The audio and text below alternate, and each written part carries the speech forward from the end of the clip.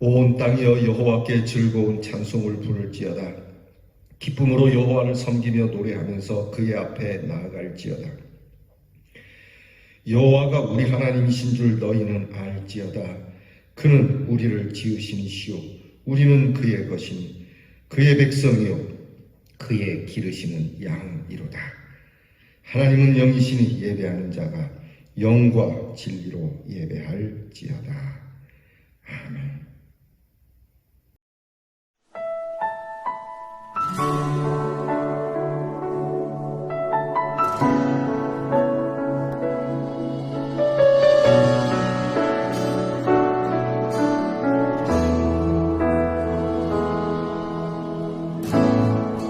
하늘의 문을 여소서 이곳을 주목하소서 주를 향한 노래가 꺼지지 않으니 하늘을 열고 보소서 이곳에 임재하소서 주님을 기다립니다. 기도의 향기가 하늘에 닿으니 주여 임재하여 주소서 이곳에 오셔서 이곳에 오셔서 이곳에 앉으소서 이곳에서 드리는 예배를 받으소서 주님의 주님의 이름만이 오직 주의 이름만 이곳에 있습니다.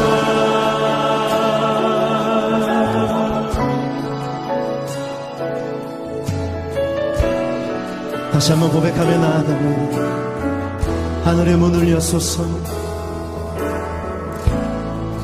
하늘의 문을 여소서 이곳을 주목하소서 주를 향한 노래가 꺼지지 않으니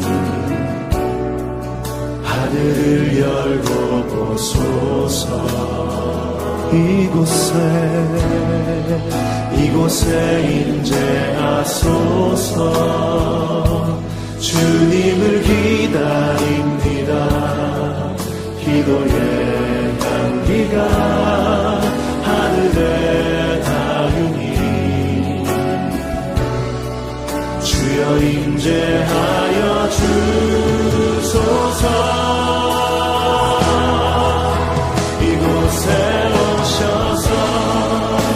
이곳에 앉으소서 이곳에서 드리는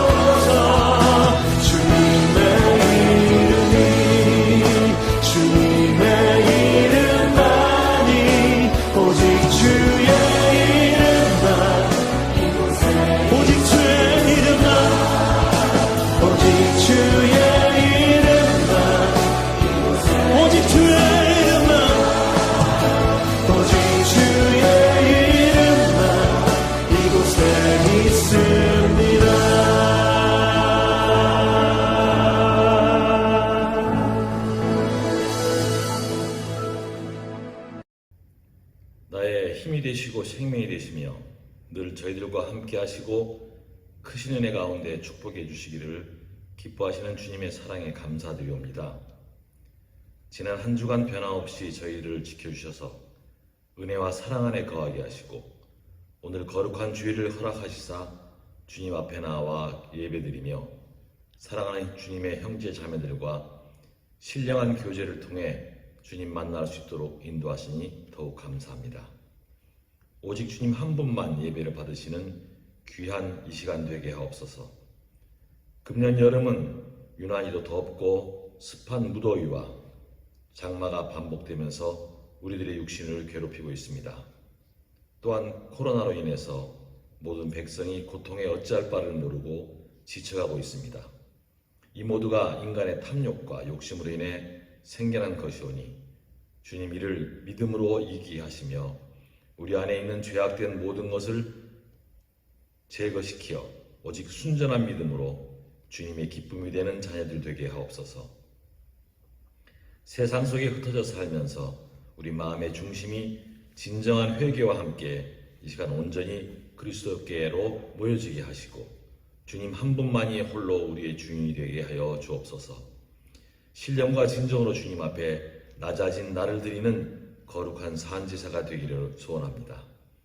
캄캄한 인생길 요셉의 앞길을 인도하시어 승리케 하신 하나님께서 오늘 저희 모두에게 능력과 힘을 주시사 용기와 확신으로 기쁨과 희망 가운데 사랑으로 하나 되어 살아가는 자녀가 되기를 간절히 소망합니다.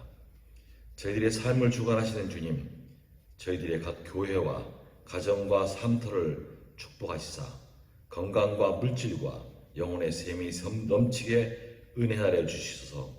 주님 나라의 확장을 위해 헌신할 수 있는 저희들 되게 하여 주옵소서.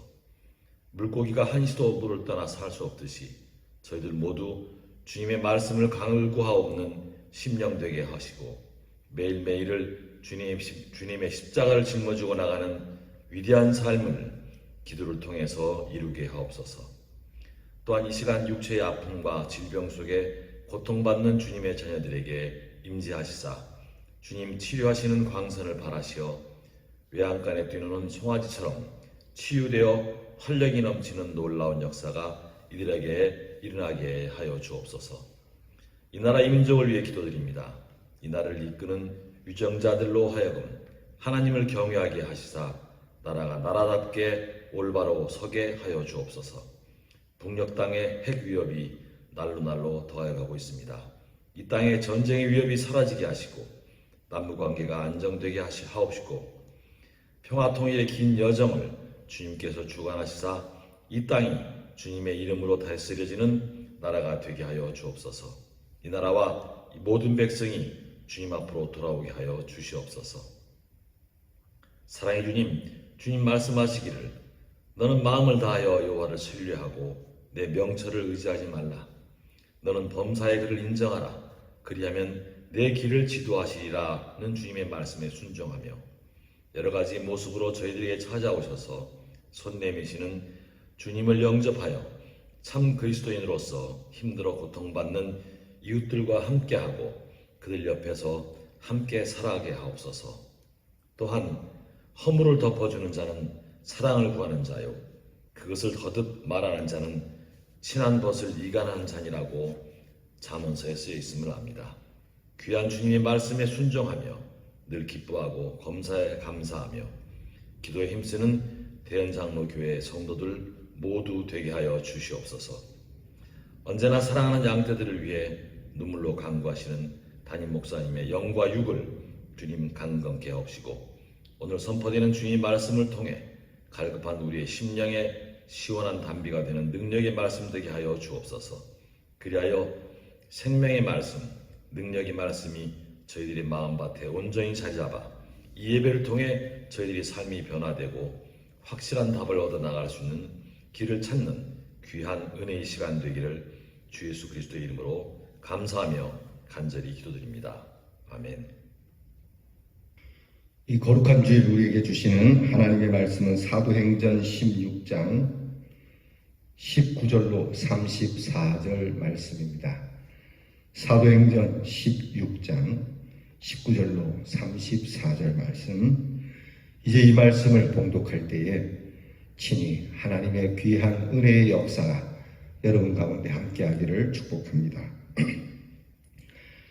여종의 주인들은 자기 수익의 소망이 끊어진 것을 보고 바울과 실라를 붙잡아 장토로 관리들에게 끌어갔다가 상관들 앞에 데리고 가서 말하되, 이 사람들이 유대인인데 우리 성을 심히 요란하게 하여 로마 사람인 우리가 받지도 못하고 행하지도 못할 풍속을 전한다 하거늘 무리가 일제히 일어나 고발하니 상관들이 옷을 찢어 벗기고 매로 치라 하여 많이 친 후에 옥에 가두고 간수에게 명하여 든든히 지키라 하니 그가 이러한 명령을 받아 그들을 깊이 옥에 가두고 그 발을 착고에 든든히 채웠더니 한밤중에 바울과 실라가 기도하고 하나님을 찬송하며 죄수들이 듣더라.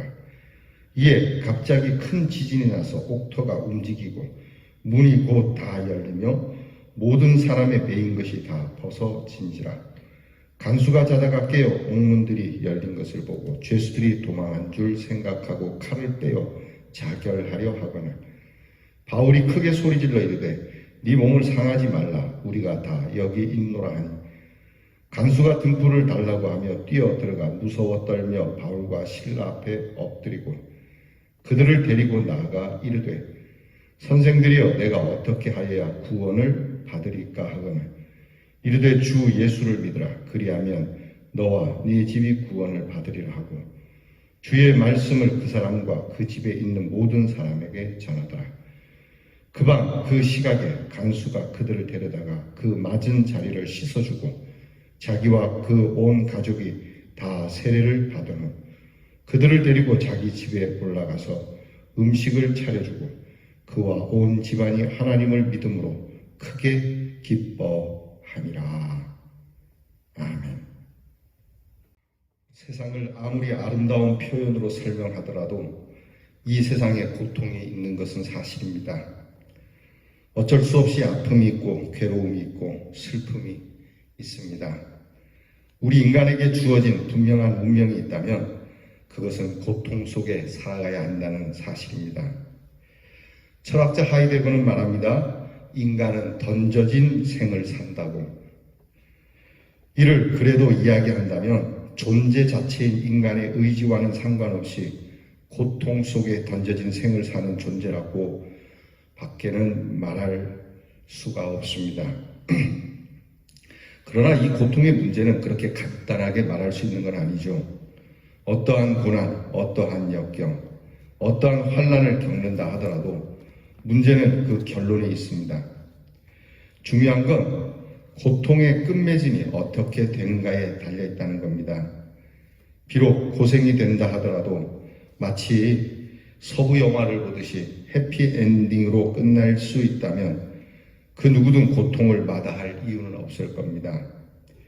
어찌되었든 간에 마지막을 아름답고 그리고 행복하고 영광스럽게 끝을 맺을 수만 있다면 우리는 그 고통을 고통이라 탄식하며 슬퍼할 필요는 없을 겁니다. 최후의 순간에 웃을 수만 있다면 그간의 모든 고통과 흘렸던 눈물은 쉽게 잊을 수 있는 것이죠. 문제는 최종 승리입니다. 마지막 영광의 여부가 달린 겁니다. 그러기에 과정으로서의 고통이란 참을 만한 것이 되겠죠. 하지만 가장 슬픈 것은 마지막에 새드 엔딩으로 끝난다는 일입니다. 결과로서의 고통, 그것은 그야말로 절망적이라고 할 수밖에는 없을 겁니다. 일생 동안 행복하게 살아온 사람이라 하더라도 그 마지막이 비참해지면 우리는 그를 행복한 사람이라고 말할 수 없는 겁니다. 귀하게 태어나서 유복하게 자랐고 화려한 결혼식과 더불어 찬란한 인생을 살았다 할지라도 그의 마지막 임종의 장면이 비참하다면 우리는 그를 불행한 사람이라고 말할 수밖에 없죠. 그런 거로 문제는 어떻게 끝을 맺느냐에 있습니다. 이 문제가 바로 고통의 의미와 고통의 성격을 결론짓는 겁니다. 따라서 어디까지나 이 마지막 문제라는 사실, 이 마지막이 문제라고 하는 사실을 기억해야 할 겁니다. 그 다음으로 우리가 생각할 건 고통에 대한 우리의 자세입니다. 이 고난이 어떤 건가, 얼마나 심한 고통인가 하는 것은 사실 문제가 되지 않습니다. 문제는 이 고난에 임하는 자세가 어떠했느냐 하는 것이 결정적인 문제라는 것을 잊지 말아야 합니다. 그리고는 그 과정입니다. 왜냐하면 이는 우리가 농사를 짓고 농부가 수고를 하지만 가을 추수는 내 마음대로 결정할 수 있는 것이 아닌 것처럼 우리가 아무리 땀 흘리고 애써 수고를 해도 풍년이 되고 안 되는 것은 하늘에 맡겨지는 일이기에 오늘 우리는 고난의 일 가운데서도 고난의 마지막은 부득불 하나님께 맡길 수밖에 없고 오늘의 과정을 어떻게 치워 나가야 하느냐, 한순간 한순간을 어떻게 살아갈 수 있느냐 하는 바로 거기에 우리가 책임져야 할 일이 있다고 하는 겁니다. 오늘 성경에는 기적이 나타납니다.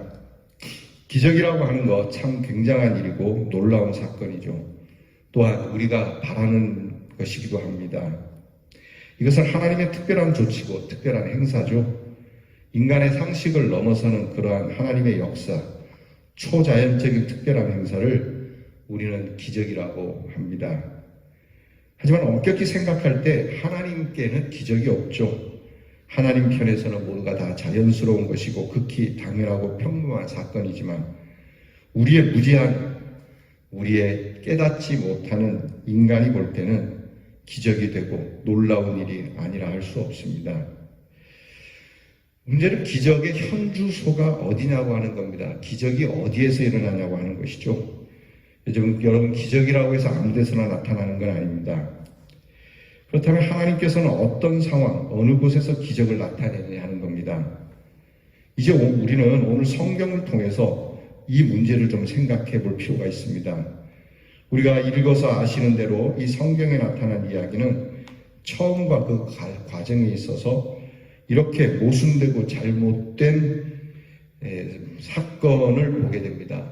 오늘 성경을 보면 바울 일행이 귀신 들린 여종의 처지가 하도 딱해서 그 귀신을 쫓아내고 그 정신을 온전케 해주는 치유의 사건이었습니다. 그런데 이 병든 여인을 고쳐준 것이 이유가 돼서 오히려 죄인으로 몰려서 자초지종은 묻지도 않고 감옥에 집어넣고 그리고 채찍질을 하고 그를 심판한 겁니다.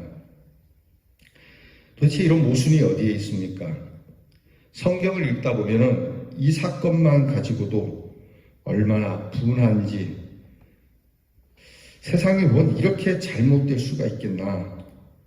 그러나 본문에서 보는 바와 같이 마지막 장면은 충격적일 만큼 너무나 통쾌한 반전이 일어나고 그야말로 해피엔딩으로 끝을 내는 귀한 말씀입니다. 저는 간간히 어떤 문제를 가지고 하나님 앞에 기도할 때가 있습니다. 그럴 때마다 하나님께서는 이 기도의 응답으로 오늘의 말씀을 다시 떠올려 주실 때가 있습니다. 그러면 다시 찾아서 읽어보고 이 말씀이 내게 얼마나 은혜가 되는지. 그래서 저는 이 본문을 사랑하는 본문 가운데 하나로 삼습니다. 그리고 이 이야기는 우리들 한 사람의 일생이기도 하고 한 사건의 해답이기도 하며 또한 모든 인류 역사의 축소판이라고도 생각합니다. 따라서 이것을 두고 기독교인의 세계관이라고 하여도 조금도 손색이 없는 말씀이 됩니다. 온 세상의 역사가 하나님 손에서 이렇게 전개되는 것이라고 믿고 이렇게 충성할 것이라고 저는 믿습니다. 우리는 참으로 통쾌한 마지막 장면을 오늘 본문에서 읽을 수 있습니다.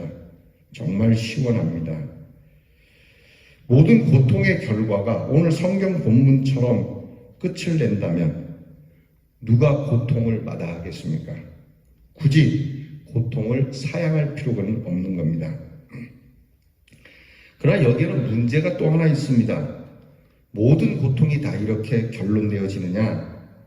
그것이 아니라는 거죠. 여러분, 해산의 고통을 치른다고 해서 모두가 옥동자를 낳는 건 아니지 않습니까? 죽은 아이를 낳을 수도 있고 장애아를 낳을 수도 있습니다. 그런가 하면 또 자식을 낳았다고 해서 그것이 다 영광된 것만도 아닙니다. 마지막에 무자식이 상팔자라는 말을 누가 하게 될지 알 수 없는 일입니다. 그러기에 우리가 당하는 고통과 이 수고 전부가 하나같이 다 아름다운 해피엔딩을 만들 수 없다는 것이 문제입니다. 그러므로 우리는 이 본문에서 우리 개인의 문제 또는 교회와 국가의 문제 그리고 나아가 세계 역사의 문제와 그 귀결을 해답받아야만 합니다. 오늘 성경을 보면 죄수가 간수에게 소리를 치죠. 더욱이 괴이한 것은 간수가 죄수에게 선생들아 내가 어떻게 하여야 구원을 얻으리까 이렇게 나옵니다. 세상에 이런 일이 또 어디 있겠습니까? 조금 전까지만 해도 갑이었던 사람이 을이 되는, 그래서 그 을에게 구원을 요청하는,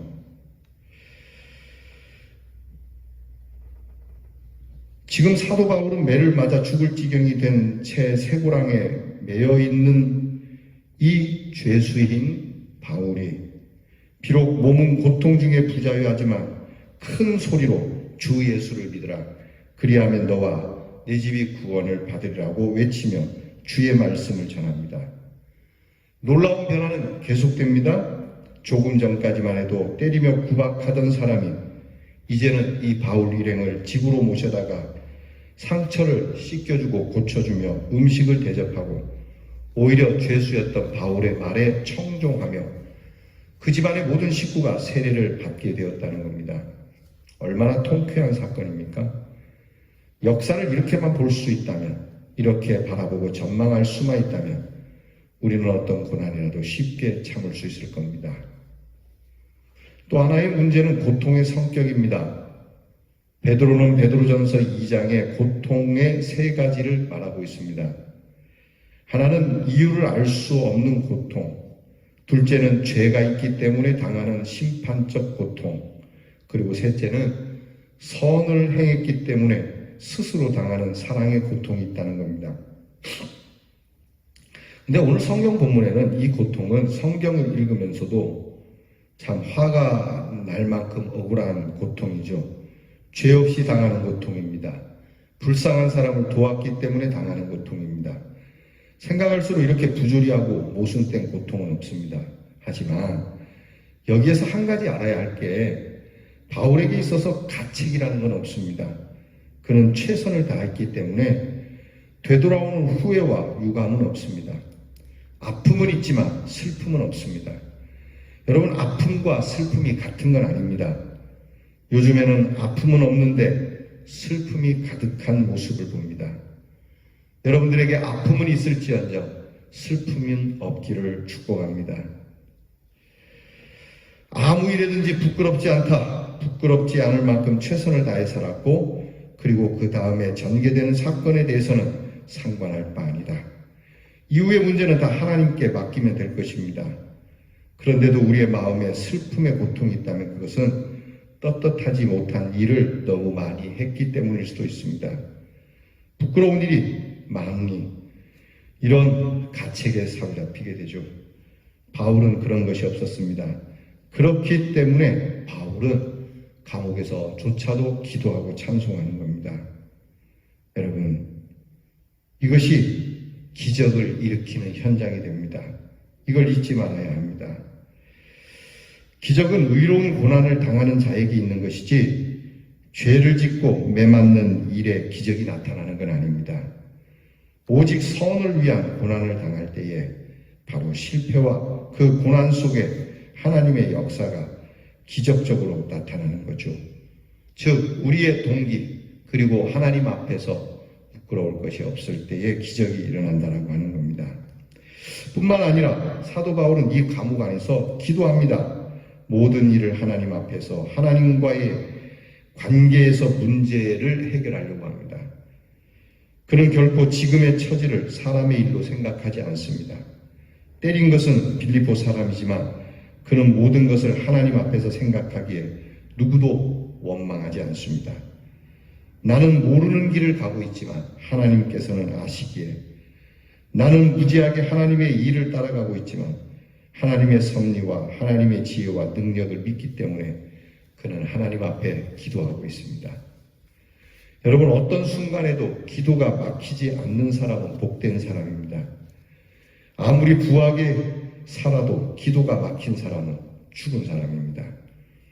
바울은 비록 감옥에 갇혀 사방이 깜깜한 가운데 있었지만 하늘은 열려 있습니다. 그러기에 기도할 수 있습니다. 그 특권을 가지고 옥중에서도 하늘이 열리는 것을 볼 수 있습니다. 그러므로 우리 대연의 성도들은 문제를 만나면 하나님 앞에 엎드려 기도해야 합니다. 기도함으로 하나님께 모든 일을 맡기게 되고, 기도함으로 하나님의 섭리를 따르게 되고, 기도함으로 하나님께서 우리에게 기적의 현장을 이루실 수 있도록 해야 합니다. 그런가 하면 바울은 찬송을 부릅니다. 깊고 어두운 밤에 찬송을 부르죠. 억울하게 매를 맞고 상처난 사람이 무슨 노래가 나오겠습니까? 노래를 부른다면 한스러운 노래, 슬픔의 노래, 팔자가 왜 이러냐 하는 노래를 부를지 모르지만, 그러나 바울은 찬송을 부릅니다. 하나님을 찬송하고 기쁨의 노래를 부릅니다. 즐거운 노래를 부릅니다. 이것이 기적을 일으키는 자리가 됩니다. 다가올 모든 사건과 자신의 생명을 하나님께 맡겨버리고 마지막 찬송을 부르게 되는 겁니다. 이는 그가 본래 자기의 모습을 생각했기 때문이겠죠. 그는 지난날의 자신을 생각하지 않을 수 없었을 겁니다. 교회를 없애려고 교인들을 핍박했던 자기의 모습, 그러나 그가 무도했던 자기를 예수님이 찾아오셔서 그에게 은혜를 주시고 사도로 삼아 주셨으니, 이 놀라운 예수의 이름에 은혜를 입은 자가 매를 맞든 순교자가 되든 나는 오히려 하나님께 감사하는 이 마음으로 하나님 앞에 기도하고 찬송하는 것을 특권으로 여겼던 이 축복을 누리는 겁니다. 오히려 오늘 이 고난과 아픔이 그렇게도 고마울 수가 없는 겁니다.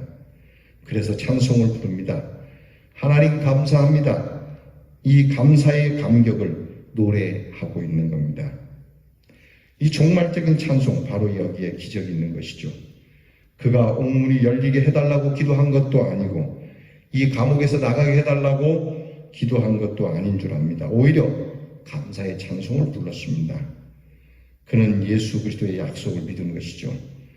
그에게 소유는 가진 것이 없지만 하나님의 사람 됨으로써의 최고의 성공의 재산을 가지고 있었습니다.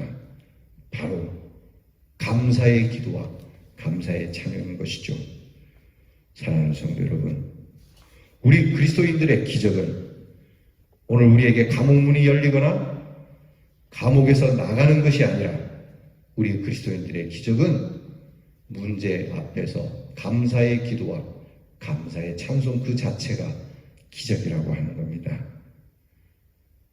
여러분들께서 오늘 하나님 앞에 어떠한 일이 잘 풀리기를 기도하기보다는 그저 하나님께 모든 것을 맡기고 우리 모두가 감사합니다, 하나님께 찬송하고 기도하는 모습으로 하나님이 이루실 큰 역사를 바라보며 감사의 기도, 감사의 찬송으로 충만하게 채울 수 있는 우리 대연의 성도들이 되기를 주님의 이름으로 축원합니다.